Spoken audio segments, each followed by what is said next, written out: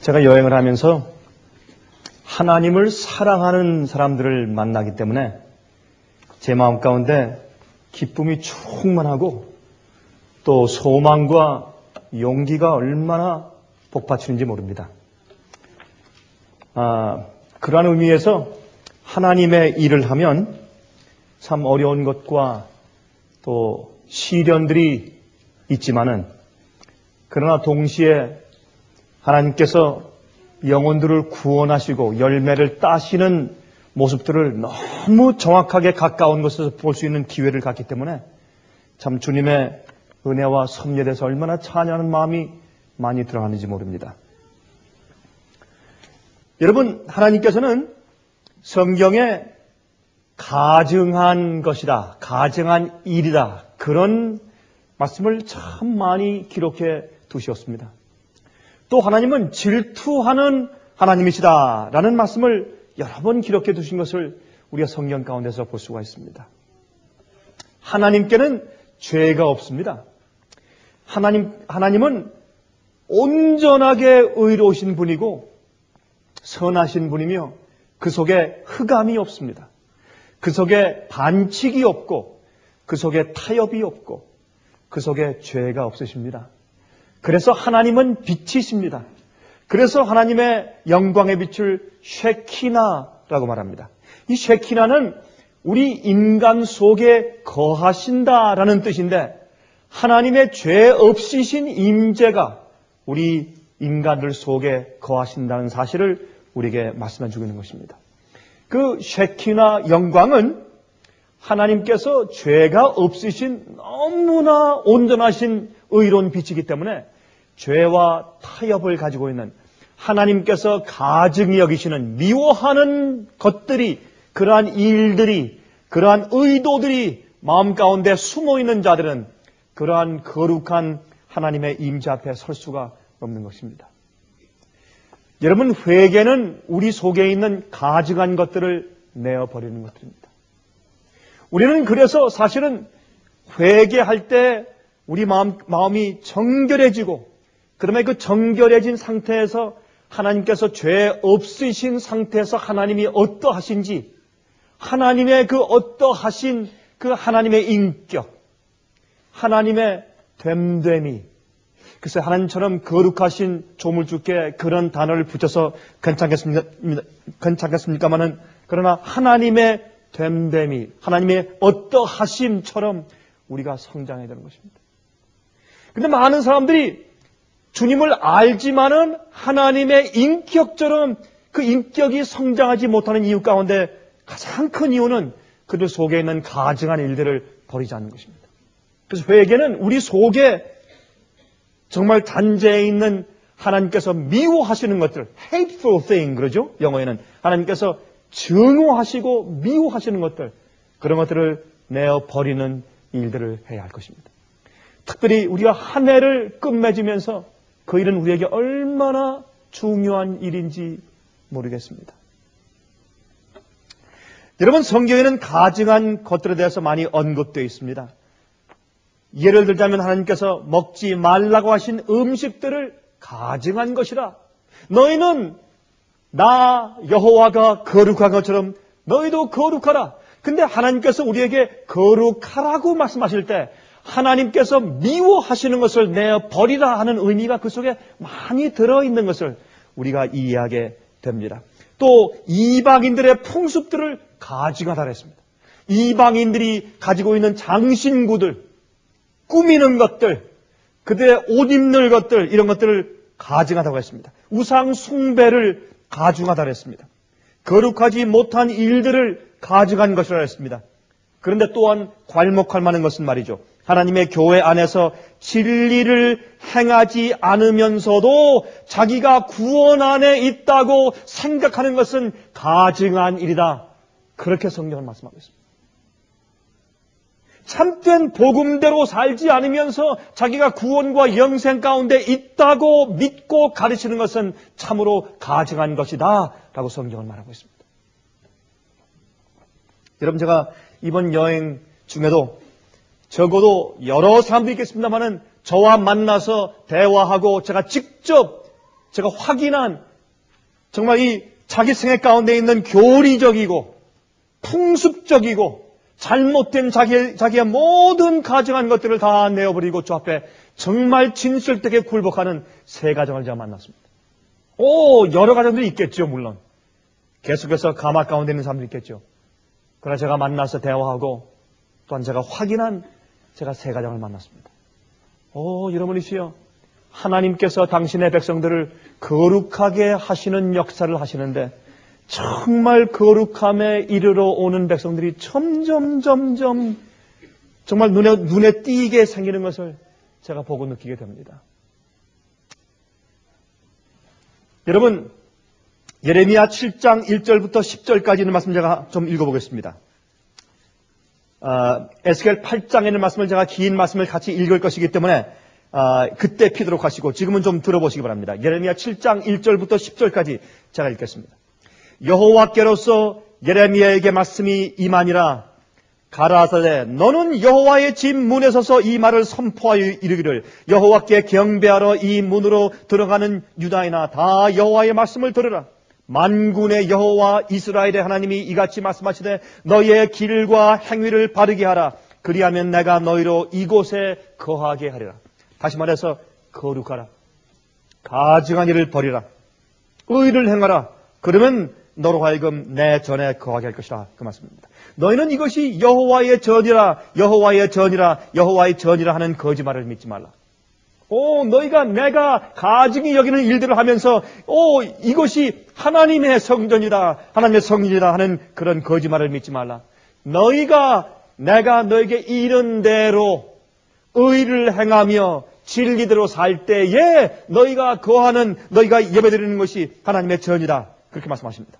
너희가 만일 길과 행위를 참으로 바르게 하여 이웃들 사이에 공의를 행하며 이방인과 고아와 과부를 압제하지 말며 무죄한 자의 피를 이곳에서 흘리지 아니하며 다른 신들을 쫓아 스스로 해하지 아니하면 내가 너희를 이곳에 거하게 하리니 곧 너희 조상에게 영원 무궁히 준 이 땅이니라. 여러분, 많은 경우 말이죠. 우리는 이 의의 표준을 많이 높이 강조하다 보니까 많은 경우에 우리 마음 가운데 생기는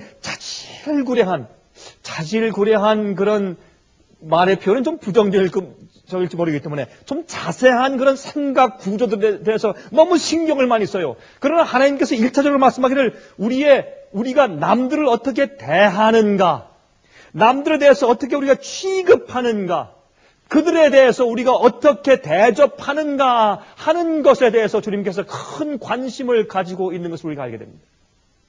우리는 내 마음 가운데 들어오는 유혹, 시험 이런 것 때문에 간들간들하며 그것 때문에 많은 시름들을 해요. 그러나 그것도 중요하지만은 우리가 가지고 있는 우리의 성품과 우리의 태도 때문에 우리가 남들과 우리 이웃들과 내 가족과 주위에 있는 사람들을 내가 어떻게 취급하느냐 말입니다. 그것이 남입니다. 어떤 문제가 생길 때 내가 남을 어떻게 취급하느냐 말입니다. 남에 대해서 어떻게 생각해 주느냐 말입니다. 그것은 중요한 것입니다. 여기 그런 말씀을 하십니다. 너희가 무익한 거짓말을 의뢰 하는도다. 너희가 남들을 서로 올바로 대접하지 못하면서 올바로 내 이웃을 내 몸처럼 사랑하지 못하면서 다시 말해서 우리가 어떤 일이 생길 때 내가 이런 처지에 있을 때에 나는 내 자신을 어떻게 취급할까? 내가 어떤 대접을 받기 원할까? 그렇죠? 황금률이죠? 너희 자신이 남에게 대접을 받고자 하는 대로 남을 대접하라. 사실은 예수께서 말씀하신 그 말씀 한마디 가운데 지금 여기 있는 모든 읽은 말씀이 다 포함되어 있는 것입니다. 그것이 우리가 남을 어떻게 취급하느냐 하는 것이 내가 하나님을 정말 얼마나 사랑하느냐를 판단해주고 또 내가 남을 어떻게 대접하느냐, 남에 대한 나의 태도가 어떠하느냐에 따라서 하나님께서 내 예배를 받으시는지 받지 아니하시는지가 결정됩니다. 우리는 남을 취급할 때 함부로 하면서 내 속에 있는 어떤 아주 자세한 그런 생각들이나 의도들에 대해서 우린 가끔 치중해서 집중하면서 그것으로 의를 이루려고 하는 그런 착각 가운데 빠지기가 쉽습니다. 그래서 너희가 의롭게 살지 않으면서 이것이 여호와의 전이라, 이것이 교회라, 이것이 내가 예배하는 것이라, 이것이 그리스도의 생활이라, 그런 거짓말을 믿지 말라는 것입니다. 너희가 도적질하며 살인하며 간음하며 거짓 맹세하며 바알에게 분향하며 너희의 알지 못하는 다른 신들을 쫓으면서 내 이름으로 일컬음을 받는 이 집에 들어와서 내 앞에 서서 말하기를 우리가 구원을 얻었나이다 하느냐, 이는 이 모든 가증한 일을 행하려 함이라 그랬어요. 다시 말해서 하나님께서 우리가 주님을 믿는다고 하면서 진리대로 의대로 복음대로 살지 않는 일들을 주님께서 가증하다고 부르세요. 그래서 성경에는 가증한 일, 하나님께서 미워하시는 일이다라는 말씀들이 성경에 많이 기록되어 있는 것을 우리가 알 수가 있습니다. 디도서 1장 16절에 말씀하기를 저희가 하나님을 시인하나 행위로는 부인하니 가증한 자요. 그렇죠? 여러분 가증함이 무슨 뜻인지 우리가 이제 점점 이해가 되죠, 이제?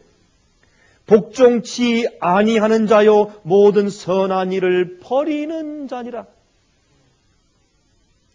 다시 말해서 하나님을 믿고 진리를 머리로 이해하고 받아들이고 시인하지만은 우리의 행위로 하나님을 부인합니다. 경건의 모양은 있지만 경건에 무엇이 없습니까?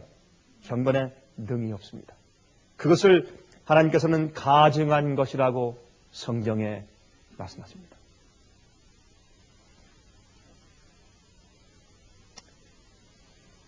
여러분, 우리가 내 자신에게 유익을 취하게 될 때에 남을 어떻게 취급합니까? 내가 좋은 평판을 얻게 될 때에 그 유익을 내가 얻기 위해서 남을 어떻게 취급합니까? 내가 인기를 얻기 위해서 남을 어떻게 취급합니까? 이런 것들은 우리가 하나님 앞에 서서 주님께 예배 드리는 것이 간합되도록 하는 아주 중요한 모토입니다. 자, 그런데 여러분, 제가 이렇게 시작하면서 이제 여러분을 어디로 제가 인도하려고 하느냐 하면 하나님께서 이 성경 가운데 가증하다고 말씀하시는 일이 과연 어떤 것을 의미하는가? 지금 제가 말씀드린 이런 것들은 우리 생애 가운데 성경에 말씀하신 복음을 참으로 경험하는 것을 말하는 것입니다. 복음은 하나님의 뜻대로 사는 경험을 어떻게 하는가 하는 것이 복음입니다.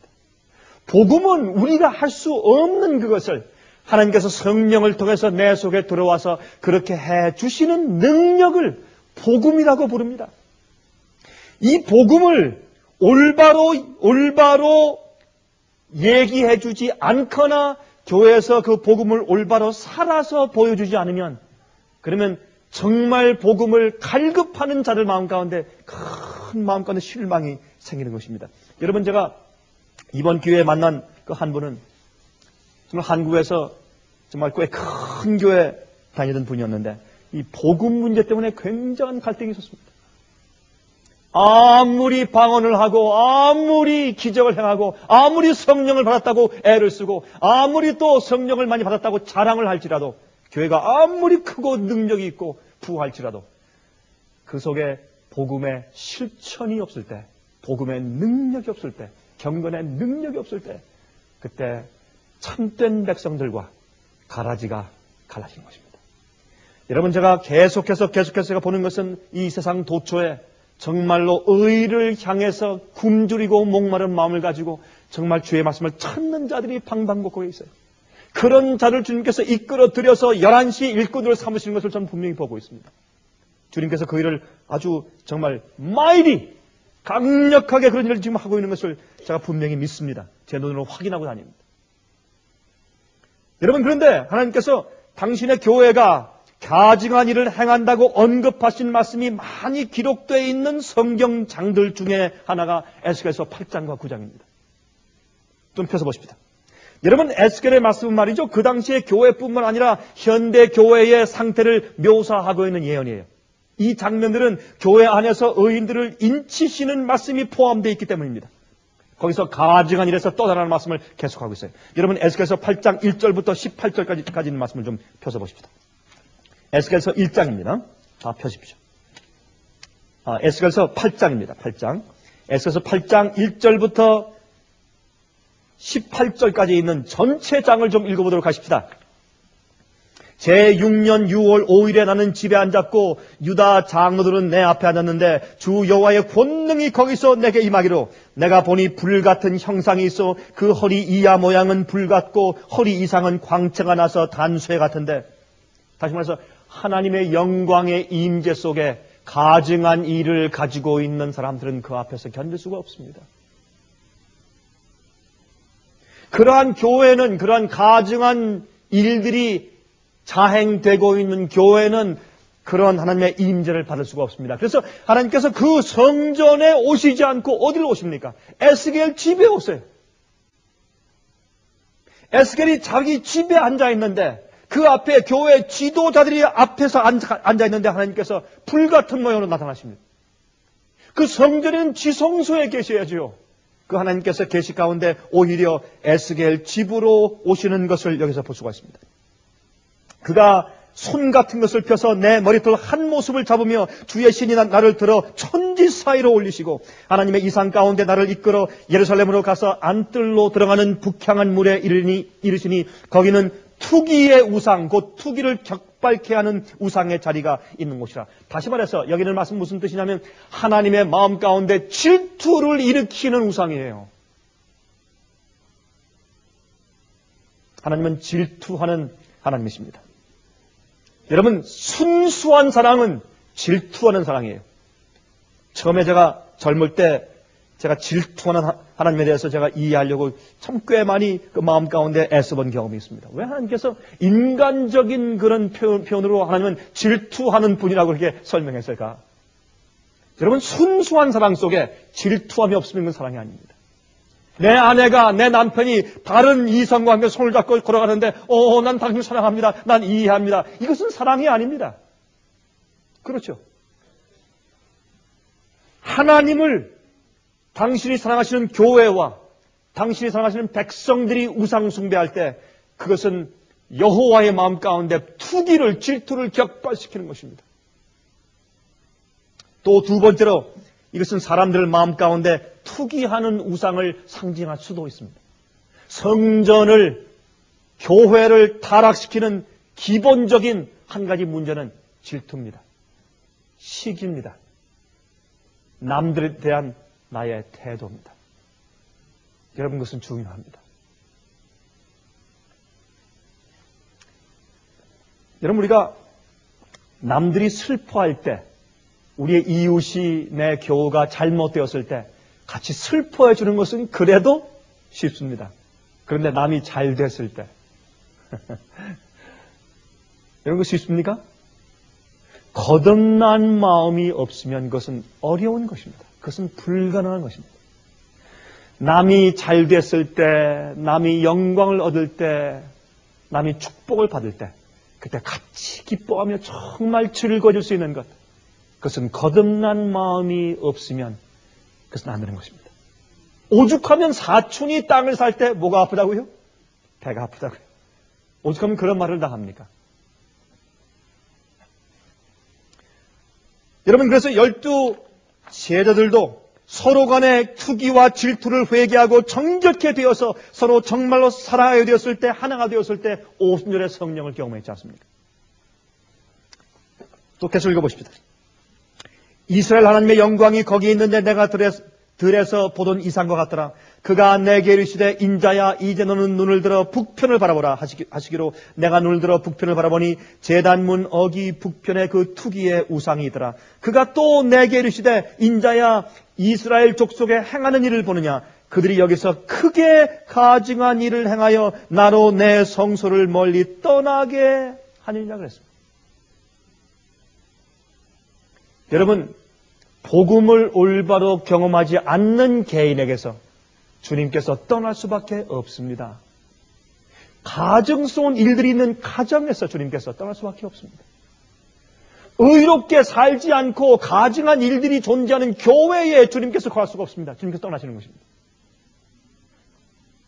너는 다시 다른 큰 가증한 일을 벌이라 하시더라. 여러분, 에스겔서 8장을 보시면, 에스겔 9장은 이제 심판과 인을 치는 장인데, 에스겔 8장은 가증한 일을 보이시면서 좀 더 가증한 일, 더 큰 가증한 일, 더 큰 가증한 일 해서 가증한 일들이 교회 안에서 일어나고 있는 것들을 주님께서 계속 보여주는 그 장면이 에스겔 8장인 것입니다.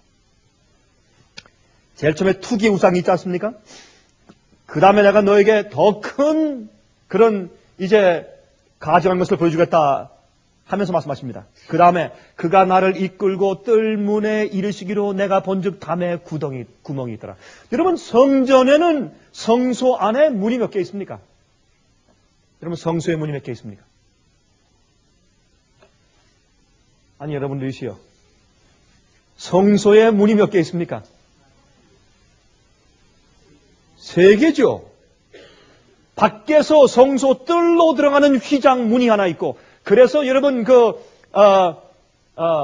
히브리서 말씀하기를 성소의 휘장은 누구의 육체라? 예수님의 육체라 그랬습니다.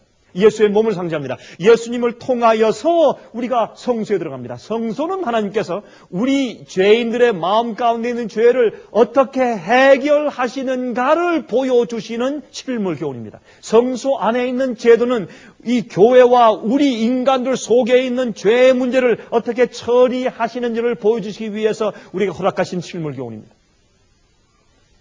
그런데 그 하나님의 구속의 계획에 들어갈 때 예수님을 통해서 들어갑니다.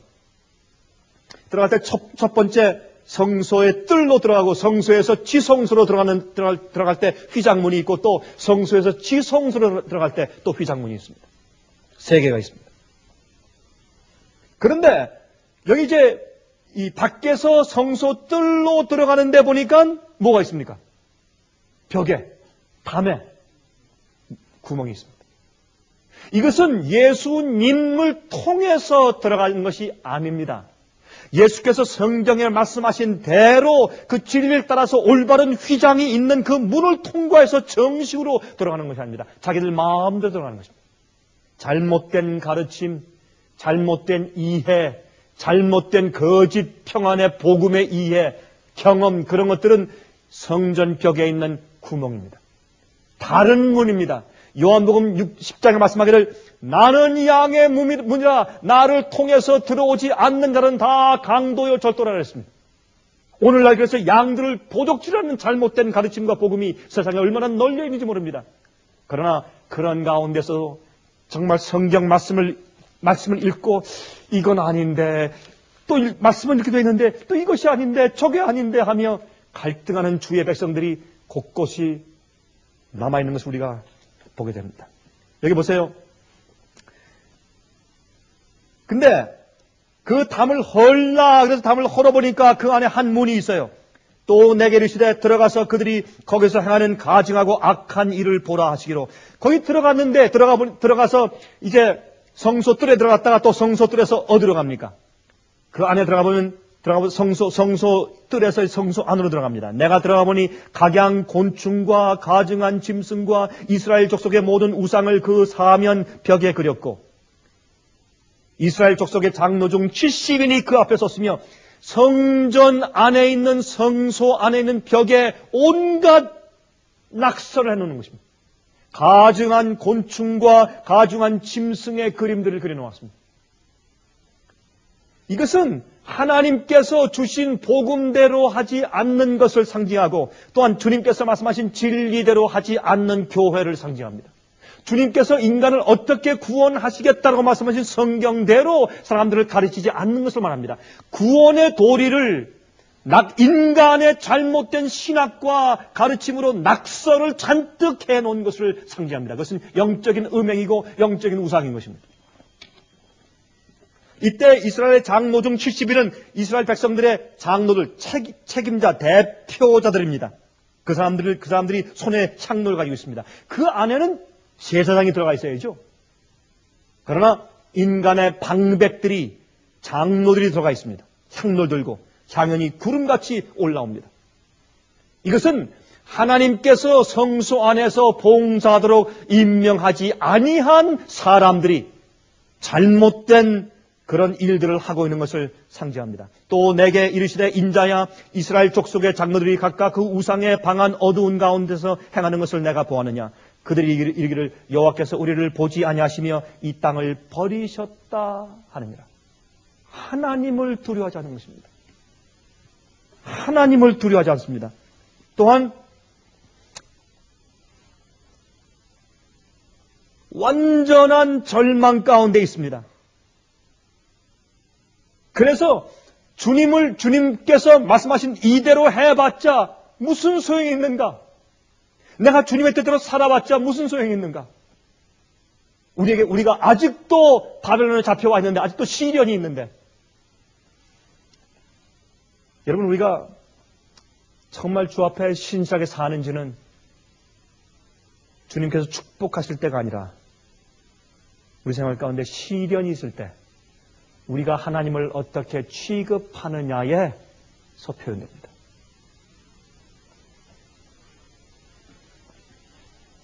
또 내게 이르시되 너는 다시 그들의 행하는 바 다른 큰 가증한 일을 보리라 하시더라.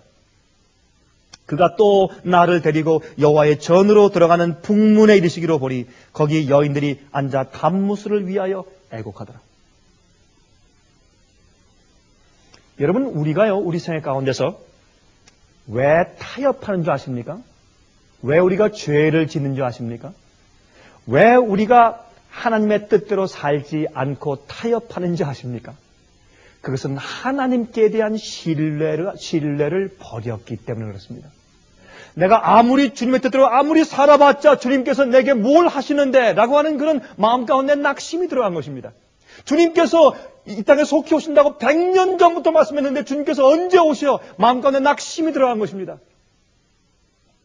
그런 자들은 하나님께서 마음 가운데 자기는 그렇게 말은 하지 않지만 마음속 깊은 바닥에서 하나님께서 자기를 버렸다고 하는 그런 낙심과 불신의 생각이 있는 것입니다.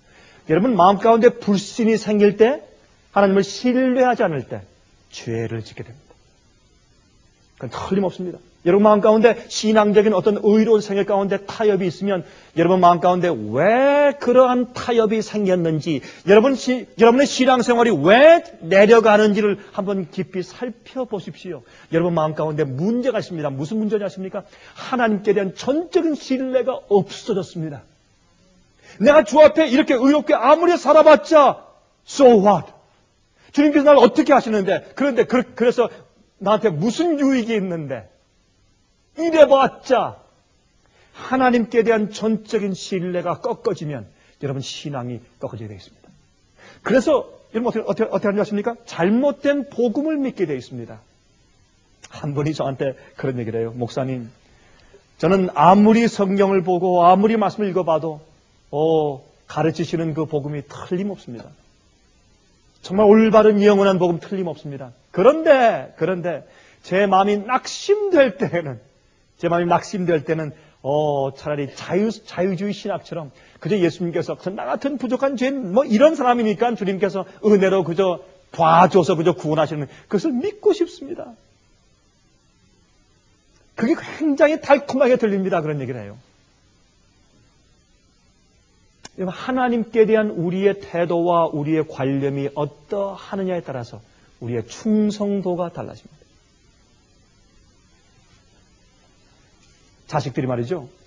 아버지에 대한 신뢰도가 어떠냐에 따라서 그 자식이 밖에 나가서 행동하는 것이 달라집니다.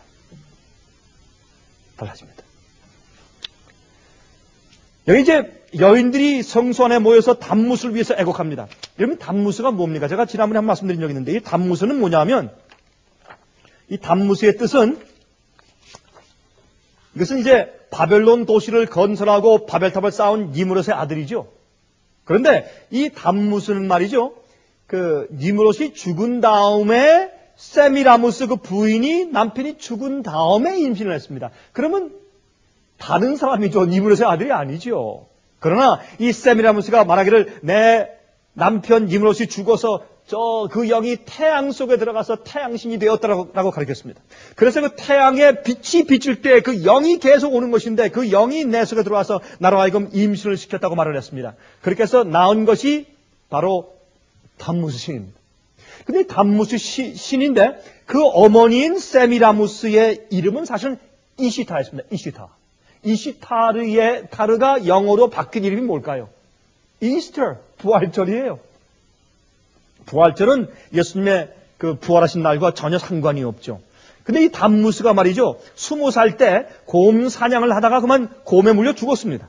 그때 그 어머니 세미라무스가 그 죽음을 위해서 많이 애도했어요. 근데 이 겨울이 다가올 때 죽었습니다.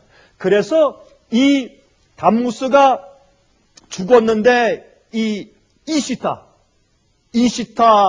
신이 이 세미라무스가 그 죽은 자기의 아들의 영혼 속에 깊은 땅속으로 들어가서 그 영혼을 불러내는 일을 언제 하느냐면 이 봄철에 한다고 가르쳤어요. 그래서 모든 이런 이교 신앙과 태양신을 숭배하는 신앙과 가르침이 어디에서 유래되느냐면 이 바벨론에서부터 계속 유래되어 오는 것입니다. 그것이 기독교와 믹스돼서 가르쳐진 많은 이교의 가르침들이 성경 가운데, 교회 가운데 있기 때문에 그것을 바벨론이라고 성경은 부르는 것입니다. 그것이 이런 것들이 사실은 성소 안에 들어가서 이 더러운 곤충과 짐승들로 낙서하는 일로 사실은 성경이 표현한 것을 우리가 알 수 있어요.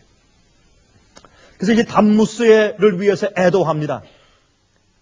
근데 그가 죽었을 때 죽은 그 절기에 그들이 애도하면서 겨울 절기에는 떡을 구워서 그 위에 담무스라는 이름의 그 첫 글자 T자를 떡에 이렇게 쓰고 새기고서 그다음에 그 떡을 먹으면서 애도했다고 했습니다. 그것이 이 이교인들의 이 바알신의 태양신의 그 경배하는 하나의 습관이었습니다. 그런데 이 봄이 되면 이제 매년 부활한다고 그랬는데 그의 부활을 위한 축제일이 매년 이 버날 에퀴낙스라고 그러죠. 그래서 춘분을, 우리 한국말로 춘분은 봄의 낮과 밤의 길이가 같아지는 시기를 말하지 않습니까? 낮과 밤의 길이가 똑같은 그것을 춘분이라고 그러죠. 그 춘분이 생긴 다음에, 춘분이 지난 다음에 첫 보름달이 뜬 이후의 첫 일요일에 바로 그 부활의 축제를 지켰습니다. 이것을 오늘날 교회에서는 부활절로 둔갑해서 지키는 것이죠. 그것은 3월 22일부터 4월 12일 사이에 매년 조금씩 다르죠? 생기는 이제 이시타 축제일이라고 이제 그때 했습니다. 이 담무스의 생일이 또한 12월 25일이죠. 크리스마스죠. 사실 크리스마스는 예수님의 생신이 아니라 담무스의 생일인 것을 우리가 아는 사람 다 알고 있습니다. 이렇게 해서 하나님의 교회가 이교의 신의 가르침과 혼합된 상태를 말하는 것입니다. 여러분 생각해 보세요. 이거는 있을 수 없는 일입니다. 하나님께서 지으신 여호와의 성소 안에서 담무스 신을 애곡하는 일이 생깁니다. 이것은 그 당시에 물론 그런 계시를 주었지만 이것은 미래에 있는 영적인 바벨론, 하나님의 교회가 이교의 사상과 가르침과 잘못된 복음으로 접목되어서 잘못된 경배를 드리고 있는 것을 예언한 것입니다. 그러므로 에스겔 8장은 사실 오늘날 우리가 살고 있는 이 시대의 교회들을 상징하는 예언인 것을 우리가 잘 알고 있습니다. 그런데 그 뒤에 어떤 일이 있습니까? 그 뒤에 보십시오. 이제. 그가 또 나를 데리고 여호와의 전으로 들어가는 북문에 이르시기로 보니 거기 여인들이 앉아 담무스를 위하여 애곡하더라. 여기 보면 점점 그 타협하는 것이 점점 깊어지지 않습니까? 나중에 그것이 어디까지 갑니까? 그 결론이 어디 있습니까? 그가 또 나를 데리고 여호와의 전 안뜰에 들어가시기로 보니 여호와의 전문 앞 현관과 제단 사이에서 약 25인이 여호와의 전을 등지고 낯을 동으로 향하여 동방 태양에 경배하더라.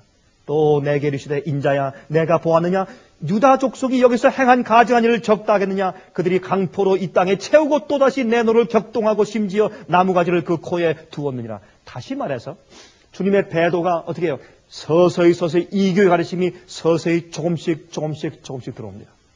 그러면 하나님에 대한 이해가 잘못됩니다. 하나님에 대한 성품에 대한 이해가 잘못됩니다. 어떻게 우리가 의롭게 되는가에 대한 이해가 잘못됩니다. 복음이 잘못됩니다. 구원에 대한 이해가 잘못됩니다. 그러므로 성령에 대한 경험이 이상하게 되어버립니다. 거짓 성령과 가증한 귀신들이 잔뜩 들어오게 됩니다.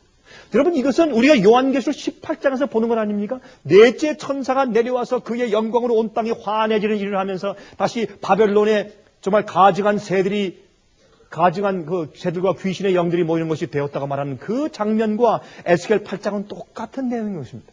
이것이 마지막 시대에 있는 교회의 잘못된 상태를 말씀해 준 예언이죠. 그래서 이렇게 할 때 이 결론이 무엇입니까? 이것은 옛날 고대 이스라엘이 실제적으로 이교의 우상 숭배를 들여와 하나님의 성전을 더럽힌 것들을 묘사하지만 또한 이것은 우리 시대의 예언입니다. 이 마지막이 무엇입니까? 동방태양을 향해서 경배하는 것입니다.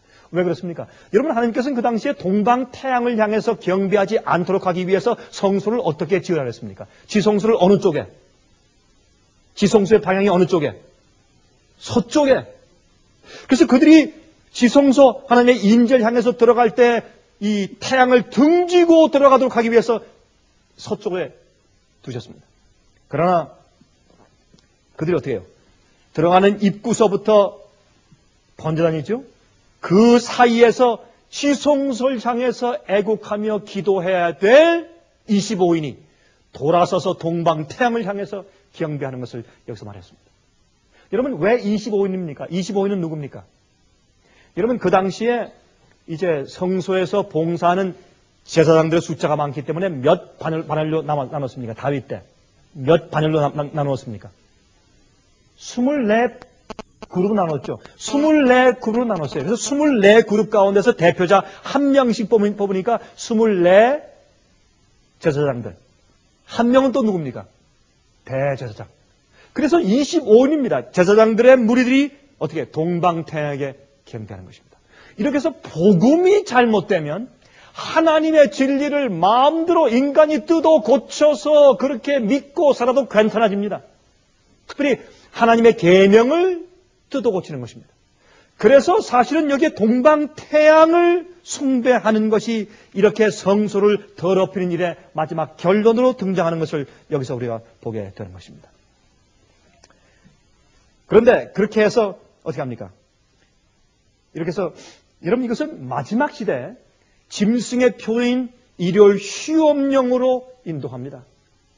여러분, 그러한 짐승의 표의 환란은 그것으로 시작해서 끝나는 것이 아닙니다. 제일 처음에는 아주 사소한 성경의 진리와 복음을 조금씩 타협하고 이교의 가르침을 들어와서 하나님에 대한 이해를 조금씩 달렸을 때 그 결과는 하나님의 계명을 어기는 일을 하게 되는 것입니다. 주님의 계명을 인간의 권위로 어기고 바꾸어도 괜찮다는 그러한 사고방식을 가지고 예배드리게 되는 것입니다. 그래서 짐승의 세력이 교회 안에 들어와 있어도 별 큰 마음 가운데 부담이 없게끔 그렇게 교인들이 또한 교회가 마음이 어두워지는 것입니다. 그 다음에 여러분, 에스겔서 9장을 보시면 에스겔 9장은 심판을 여기 설명하고 있습니다. 심판을 설명하는데 인치는 사업이죠. 그렇죠? 하나님의 복음과 진리를 더럽혀서 영혼들을 죽인 사람들에 대한 심판입니다. 근데 이 9장을 읽어보시면 6 천사가 나오는데 우리 한번 읽어봅시다. 그가 또 큰 소리로 내 귀에 외쳐 말씀하시되 이 성읍을 관할하는 자들로 각기 살육하는 기계를 손에 들고 나오게 하라 하시더라. 내가 본즉 6 사람이 북향한 윗문길로 쫓아오는데 각 사람의 손에 살육하는 기계를 잡았고 그 중에 한 사람은 가는 베옷을 입고 허리에 서기관의 먹그릇을 찼더라. 그들이 들어와서 놋 제단 곁에 서더라. 여기는 천사들이 하나님의 교회를 심판하는 장면을 이렇게 상징해 설명했습니다. 그룹에 머물러 있던 이스라엘 하나님의 영광이 올라 성전 문지방에 이르더니 여호와께서 그 가는 베옷을 입고 서기관의 먹그릇을 찬 사람을 불러 이르시되 너는 예루살렘 성읍 중에 순행하여 그 가운데서 행하는 모든 가증한 일로 인하여 단식하며 우는 자의 이마에 펴하라 하시고 나에 듣는데 또 그 남은 자에게 이르시되 너희는 그 뒤를 쫓아 성읍 중에 순행하며 아껴 보지도 말며 크기를 베풀지도 말고 쳐서 늙은 자와 젊은 자와 처녀와 어린아이와 부녀를 다 죽이되 이마에 표 있는 자에게는 가까이 말라. 내 성소에서 시작할지니라 하시매 그들이 성전 앞에 있는 늙은 자들로부터 시작하더라. 이러면 성전에 있는 늙은 자들은 제사장들을 말합니다. 오늘날 이 시대의 목사들을 말합니다. 가장 많은 빛을 받은 지도자들을 의미하는 것을 우리가 잘 알고 있습니다. 여기에 하나님께서 치시는 천사의 숫자는 5인데 인치는 천사의 숫자는 1명입니다. 5대 1이에요.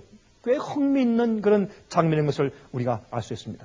교회 안에서 정말 진리대로 가증한 것을 버리고 주께서 말씀하신 의대로 예배하는 자들의 숫자가 적다는 것을 성경은 은유적으로 설명하고 있습니다.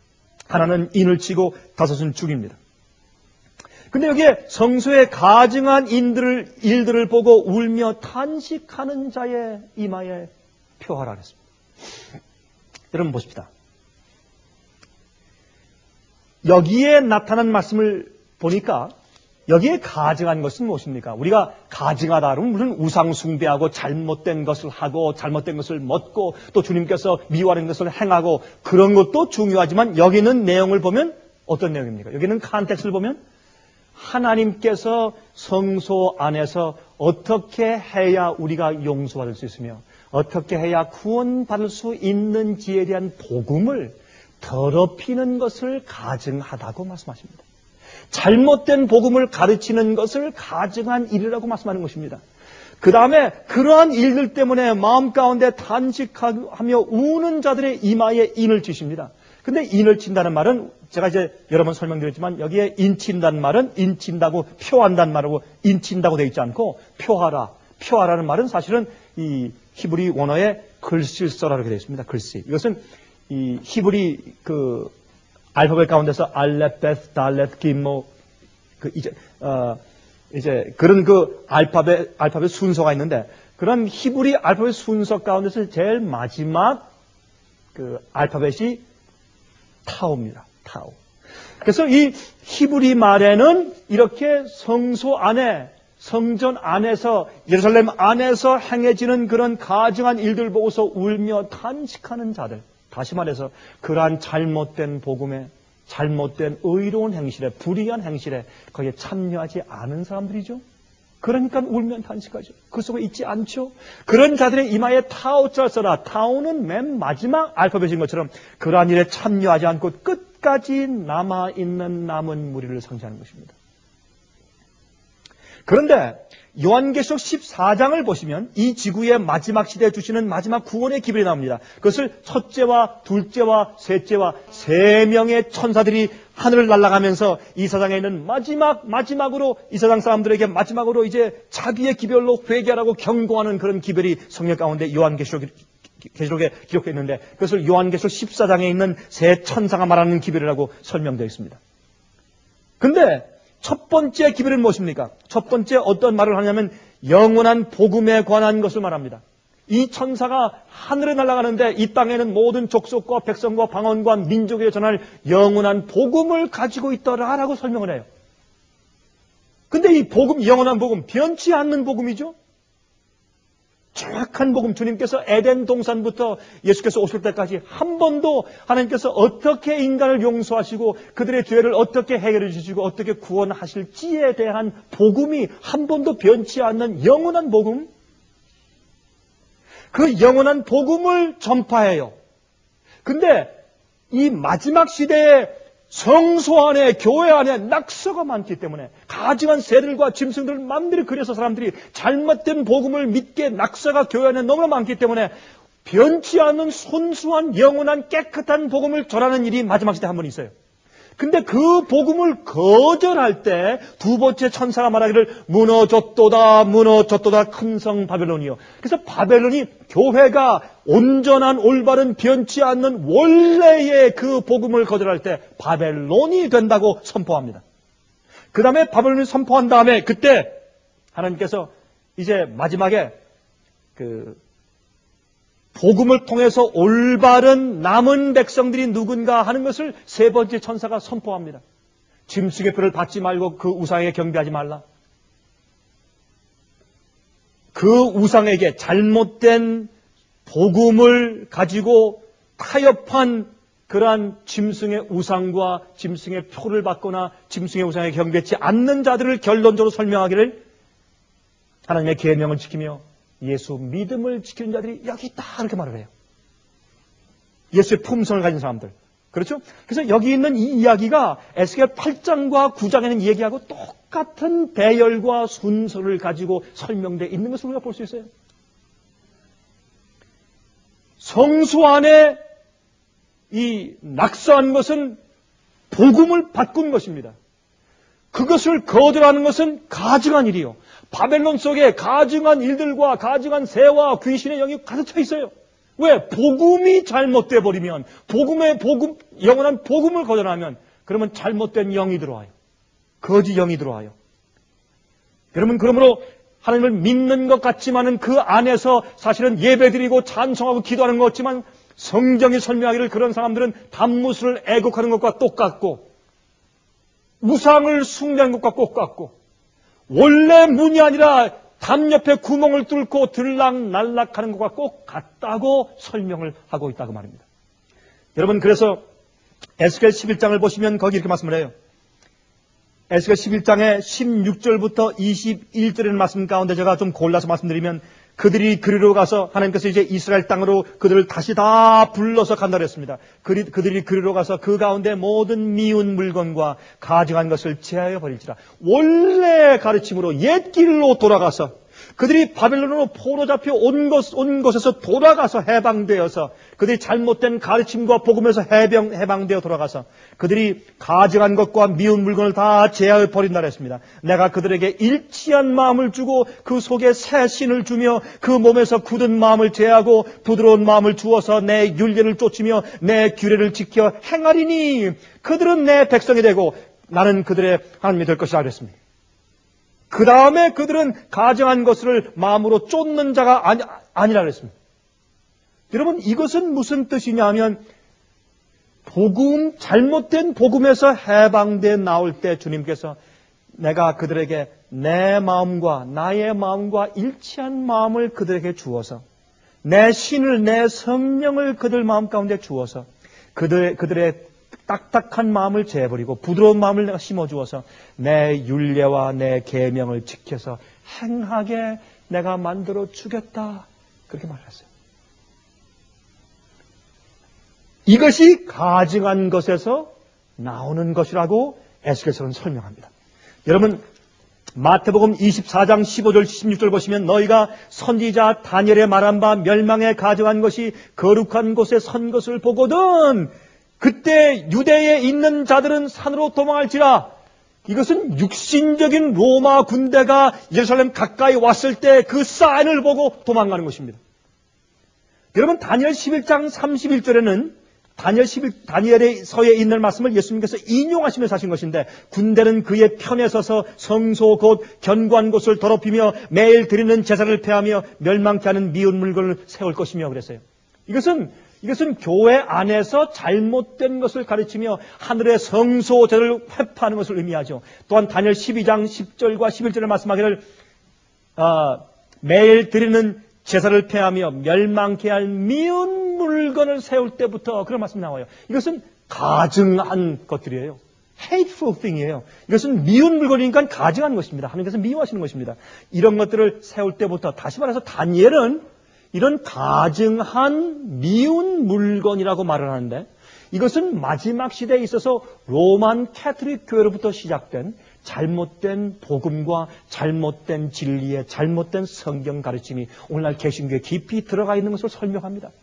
그렇죠? 자, 거기에서 어떻게 나오라고 설명을 하는 것입니다. 나오라고 설명하는데 예수께서 말씀하기를 그런 로마 군대가 예루살렘 성 가까이 온 신호가 보이면 들어오기 전에 일단 왔다 포위했다 하면 도망가란 말입니다. 이것이 마지막 시대에 있는 이 요한계시록 14장에 있는 세 번째 천사가 설명하는 것이지요.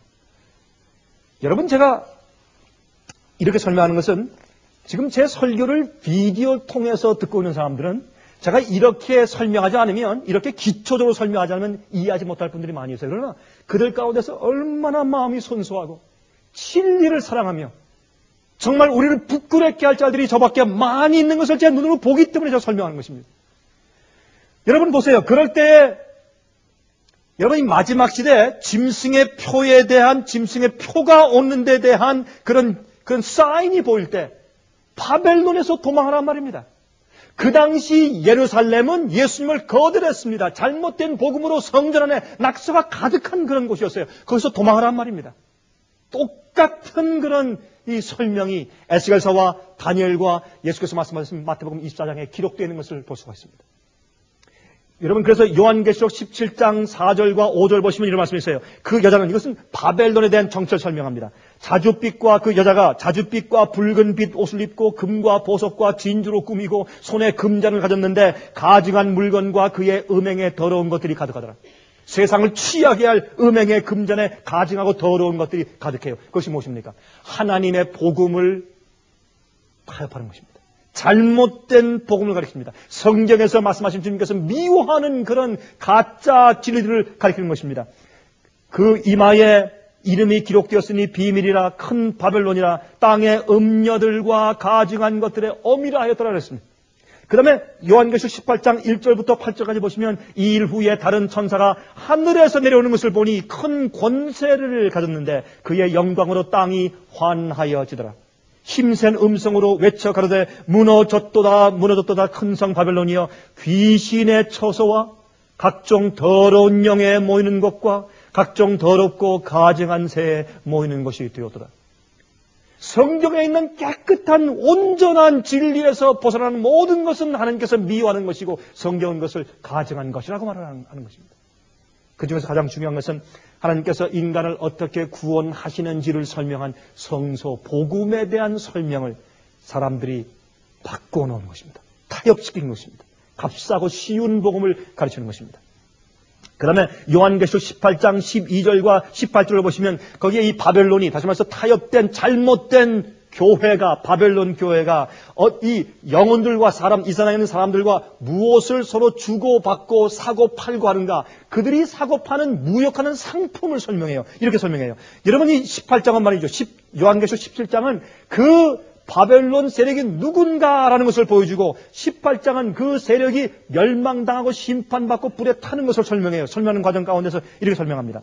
그 상품은 금과 은과 보석과 진주와 세마포와 자주옥감과 비단과 붉은 옥감이요 각종 향목과 각종 상아 기명이요 값진 나무와 진유와 철과 옥석으로 만든 각종 기명이요 계피와 향료와 향과 향유와 유향과 포도주와 감람류와 고운 밀가루와 말과 소와 양과 말과 수레와 종들과 사람의 영혼들이라. 여기는 말씀이 다 뭡니까? 성소 제도와 성소 봉사에 필요한 모든 재료 아닙니까? 그 중에 특별히 바벨론이 다루는 상품이 뭔가? 사람들의 영혼입니다. 사람들을 자기들이 치부하기 위해서 사람들을 사고 파는, 영혼들을 사고 파는 것을 여기 설명하고 있습니다. 잘못된 진리와 복음으로, 잘못된 구원의 가르침으로 성소를 더럽히는 가증한 것들을 여기서 설명하고 있다고 말입니다. 자, 이제 좀 결론적으로 좀 설명합시다. 그러면 영원히 변치 않는 복음이 무엇입니까? 성전 벽에 낙서하지 아니한 원래 깨끗한 복음. 성전 벽을 뭘로 만들었습니까? 정금으로 만들었습니다. 순수한 믿음을 상징합니다. 거기 섞인 것이 없는 깨끗한 금을 상징합니다. 여러분, 그러한 이 원래 복음, 주께서 사람을 어떻게 구원하시는지에 대한 하나님의 성령이 그 마음 가운데 임재하시도록 하는 우리 마음의 벽은 순수한 정금이어야 합니다. 깨끗한 복음과 진리여야 합니다. 근데 그 영원히 변치 않는 영원한 복음 무엇입니까? 원래 인간이 이 에덴 동산에서 죽음에 이르렀을 때, 범죄가 되었을 때, 그 사람이 죽게 된 그 이유가 무엇입니까? 불순종이죠. 그래서 원래 영원한 복음의 출발은 뭐냐면, 순종하면 영생하고, 불순종하면 죽는단 말입니다. 여러분, 성경에 있는 복음은 우리가 어떻게 구원받는가는 복음은 아주 간단해요. 한마디입니다. 우리가 주님의 계명에 순종하면 영원히 살고, 불순종하면 죽고. 그러면 여기에서 이제 복음이 어떻게 들어오는가 하면 예레미야 31장 1장과 에스겔 36장을 설명합니다. 하나님께서 우리 마음에 있는 굳은 마음을 제하시고 부드러운 마음을 주시고 우리를 우상 섬김에서 우리를 정결케 해주시고 새 영을 주셔서 주님의 계명을 지키게 해주시겠다.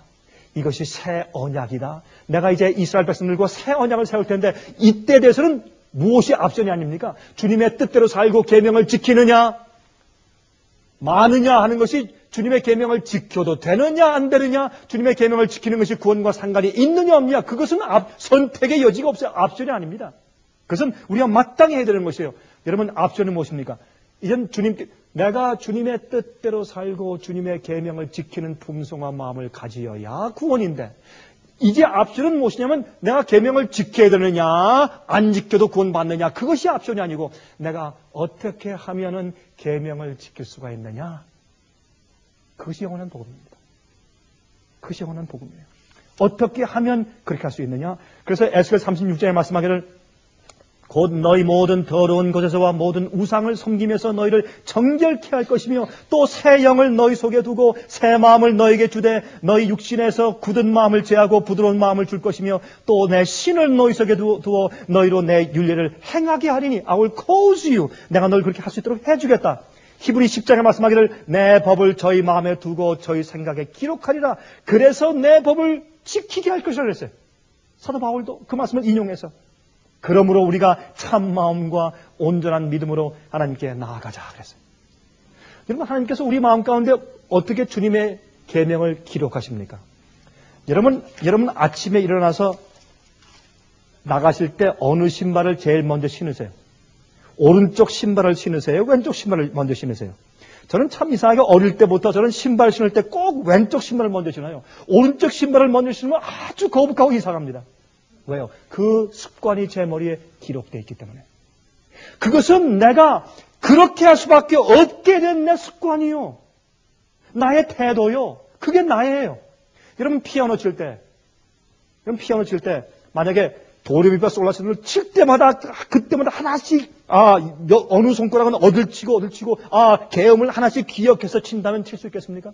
어떻게 여러분 월광곡을 칠 수 있으며 그 놀라운 그 빠른 소나타를 칠 수 있겠습니까? 어떻게 심포니를 연주할 수 있겠어요? 그것은 마음에 기록된 것이 아닙니까? 여러분, 그것은 습관적으로 우리의 두뇌의 세포 가운데 기록된 것이 아니에요. 하나님께서 복음으로 말씀하기를 복음은 하나님께서 믿는 자들을 구원하시는 하나님의 능력이라고 했어요. 그래서 우리가 주님의 계명을 지키는 것이 좋고 사랑스럽고 기쁘고 즐겁게 생각하는 즐거운 그런 새로운 마음을 우리 마음 가운데 주신단 말입니다. 그래서 주님의 계명을 따라 지키는 것이 쉽도록 만들어 주시는 것입니다.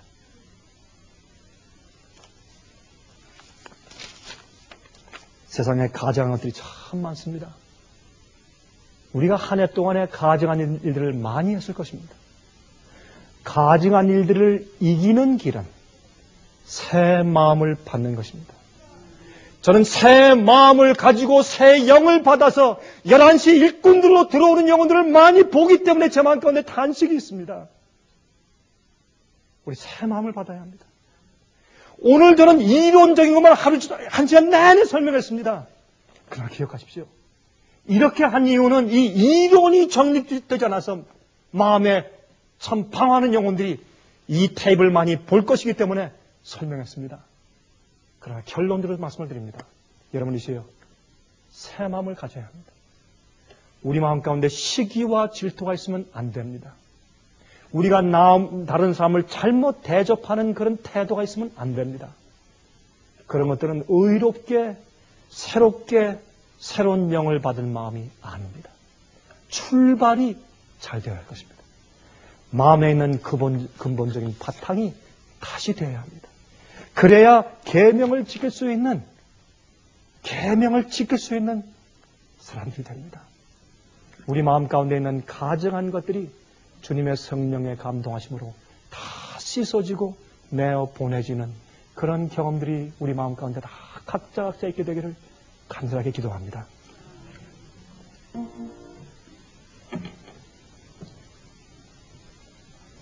자비하신 하늘에 계신 우리 아버지, 우리가 주님 앞에 우리 속에 있는 것들을 전부 열어서 주 앞에 폭로시키고 주님께서 보실 때 주의 목전 앞에 가증하고 더러운 것들을 다 씻음받기를 간절히 소원합니다. 우리가 우리 자신을 이해하는 것이 아니라 하나님께서 보시는 눈으로 우리 자신이 보여주기를 소원합니다. 그래서 우리가 알지 못한 것들이나 우리가 알면서 가지고 있는 모든 부정한 것들을 예수 그리스도의 보혈의 피로 씻어주시고 주님의 뜻대로만 살 새로운 마음씨를 부여받게 도와주시길 아버지께 간구합니다. 주님이시여, 불법이 성함으로 사람들의 사랑이 식는다고 했습니다. 우리 마음 가운데 하나님을 향한 열정과 복음을 위한 열심과 이웃을 향한 사랑이 식는 이유는 우리 마음속에 있는 죄인 것을 인정합니다. 주님의 계명을 어기는 것들이 있는 것을 인정합니다. 또한 우리 마음 가운데 타협된 것들이 있는 것 때문에 그러한 것을 인정합니다. 주님이시여, 예수 그리스도의 피의 보혈 속에서만 의를 발견케 해주시옵소서. 우리의 힘으로 할 수 없사오니 주여, 참으로 새 언약의 약속을 주신 것처럼 우리 마음속에 그렇게 할 수 있는 마음을 허락해 주심으로, 그래서 주님의 뜻대로 사는 것이 즐겁고 행복한 그런 소원을 넣어주심으로 우리가 주님의 규례와 뜻대로 행하게 해 주시옵소서. 자비하신 하늘에 계신 아버지시여, 이것은 우리에게 얼마나 중요한지 모르겠습니다. 주여, 성령으로 우리 마음 가운데 베풀어 주셔서 주의 참 백성 되게 해 주시옵소서. 이 세상은 마지막을 향해서 쏜살같이 달려가며 참으로 마지막 환란이 우리 눈앞에 다가온 것을 피부로 느끼고 삽니다.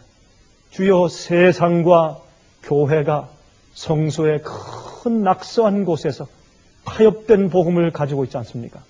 그러나 주님께서 남은 자들을 인치는 모습이 우리 눈앞에 분명히 보이고 있는데, 주여, 우리가 꼭 주의 남은 무리의 그 백성들의 숫자에 꼭 속할 수 있도록 축복하여 주시옵소서. 주여, 주님을 이름만 부르는 자가 되게 마시고 아버지의 뜻대로 행하는 자를 되게 축복하여 주시옵소서. 살아계신 예수 그리스도의 거룩하신 이름을 의지하여서 간절하게 기도합니다. 아멘. 은혜 많이 받으셨습니까?